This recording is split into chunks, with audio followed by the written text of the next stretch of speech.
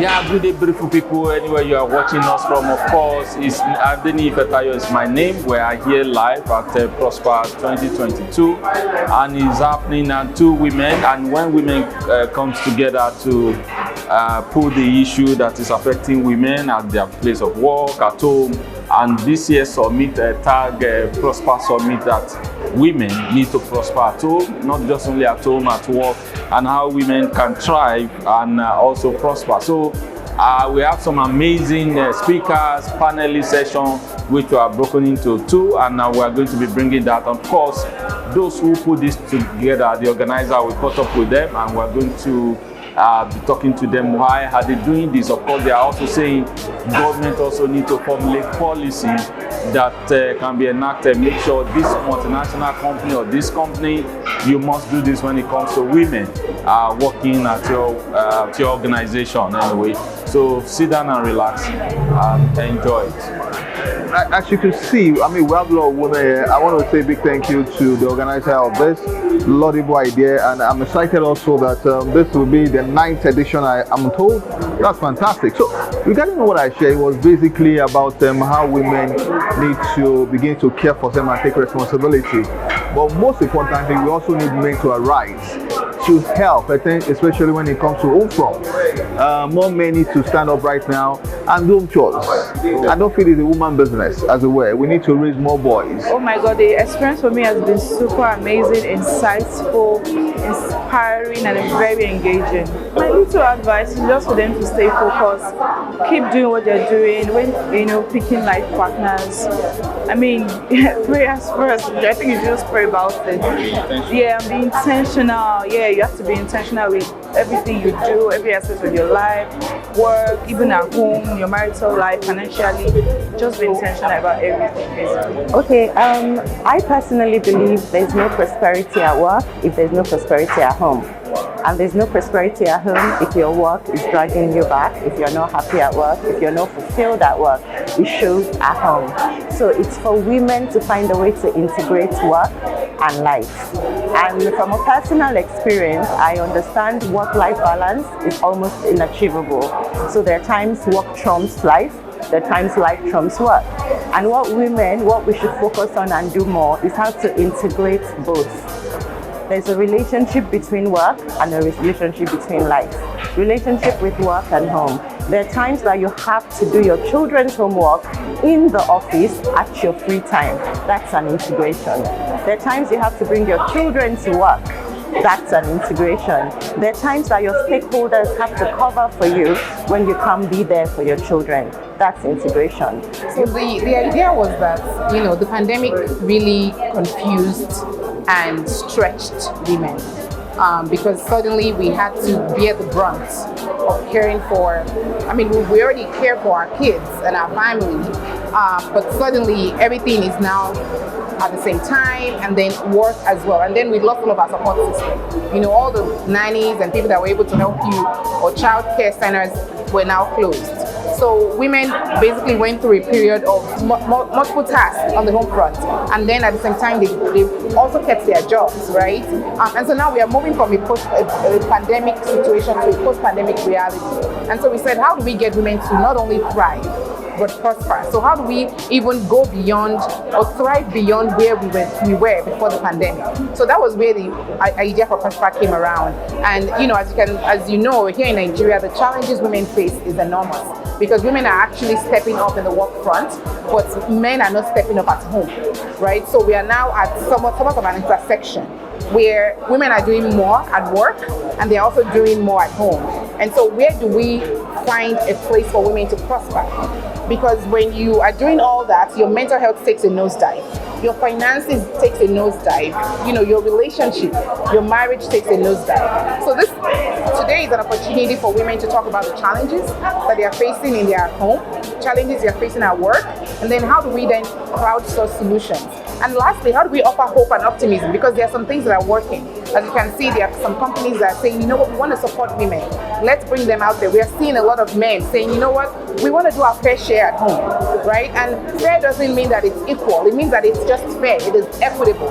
It feels fair to me, right? If it feels fair to me, then I won't complain. So that is really what today is about, and I'm just excited for this collaboration with Yeti Williams. When Yeti and I met, we just said, how do we really collaborate and really not think about competition, right? Because a lot of time when you want to do something like this, you're like, no, I was the one that was doing it first.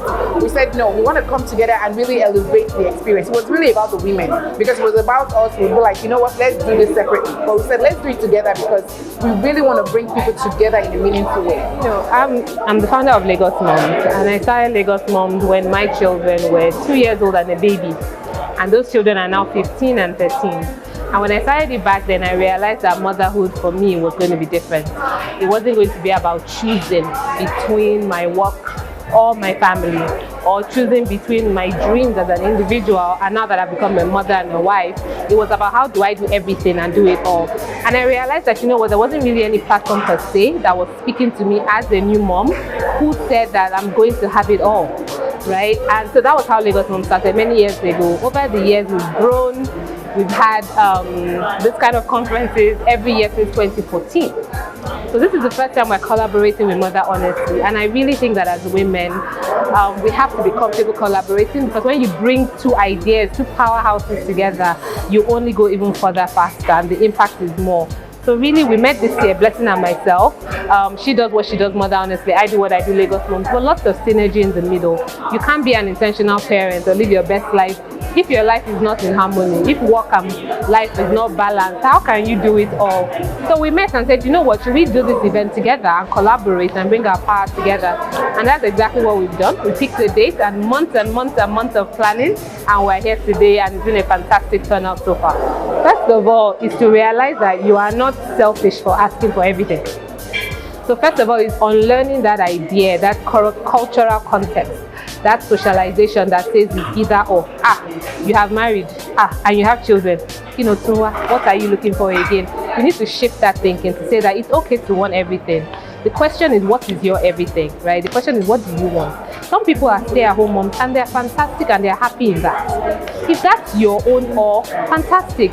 If you want to be a business owner, if you want to go to a 9 to 5, you need to say, what do I want? And you cannot do everything.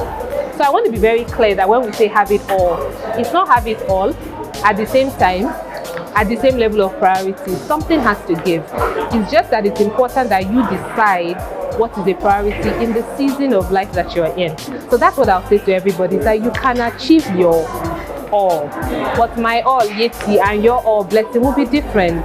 How I am now and what I can do now is different from when my children were under 5. So we need to be flexible as well, because I think when we're not flexible and we're not realistic with where we are in life, we will always suffer from something called FOMO. Everybody else's life seems to be better than yours. Perhaps you don't know. You're comparing your real life to somebody's virtual life. You don't know. So we have to be true with ourselves, honest with ourselves, and say what's not working. If it's not working, you feel uncomfortable, okay, what can I change? And be realistic about it, and then start to take those steps. If we're going to change society, we're going to change culture. In fact, my view of culture is that culture is what the people make it to be as it works for you at the time it's working for you. Some of those things of a woman does it all was when women, for me, my picture of work-life balance or multitasking back in the day was maybe our grandmothers, they'll tie a baby on their back and they're washing clothes. That's the multitasking. Now, they're running a business. Somebody is WhatsApping you, somebody is messaging you, email is waiting, order is waiting, school is waiting. It's a lot. So we need to change the context of what it means to do it by yourself. So I really think our men need to understand where we're coming from.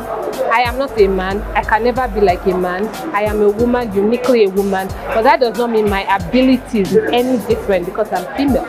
So ability-wise, we can do a lot. Our brains are the same, largely. I don't want to get into that nature, nurture. We're not saying we're the same, but however, in that difference, how do we enhance ourselves? How do we bring the strength to the table? How do we say as a couple, okay, these are your strengths, these are my strengths.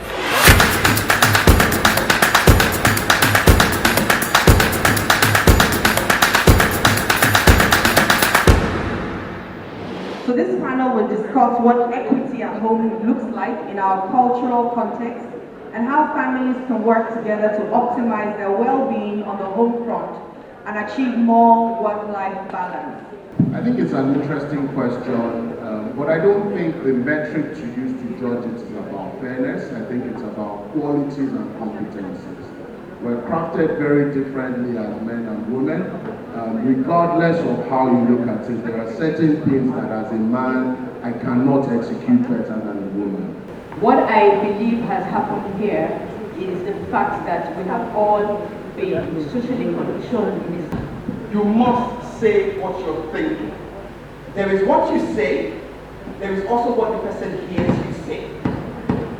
You must ensure that the person is hearing what you think you're saying, because that is where strife comes to what you think is your thriving goal. My wife wants to come on the idea, so that's putting us up. As long as that told me, they said I was trying to do this, I'm going to retire soon, I'm going to do this and all of that. But guess what? That guy retired, but he has spent into his wife vision, not his vision. But guess what? That's fantastic at that level. So I think we need to find competency. Competency, that's what we need to work on. Thank you for that. We speak about what employers can do now to make employees prosper at work. One of the resonating factors or recurring testimonial has been that everyone here has worked in organizations that have provided them a bedrock or a foundation to thrive at work. And we see organizations that have sent some of their staff here. Woman, Obirin, you will not rot. You will not disappear like your sisters who do not know the way home again. Your sisters who are finding solace under the earth. Your sisters who love men who do not regard them. Your sisters that have disappeared. Your sisters that do not know themselves again. Woman, you will not lose yourself. You will not sit in disrespect and call it love. Woman, you will not lose your voice.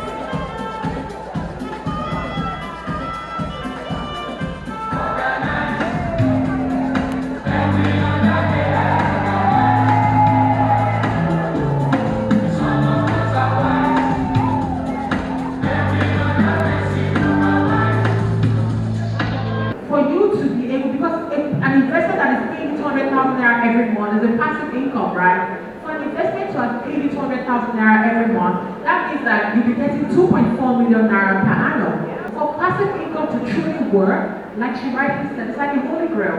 You need to have invested a huge sum of money to be getting that kind of sufficient monthly flow. In Lagos, Lagos is progressive, and so they have, I think, 6 months for civil servants, but the men only get 2 weeks. And it's not well and good that you give a woman like 6 months, but it's 2 of us that brought this child. Why must one person bear the burden of taking care of the child? 50% of employees by the year 2025, such that they are able to adopt the technological increases and changes that is happening. And about 40% of the people who responded said that this reskilling would take like about 6 months or less.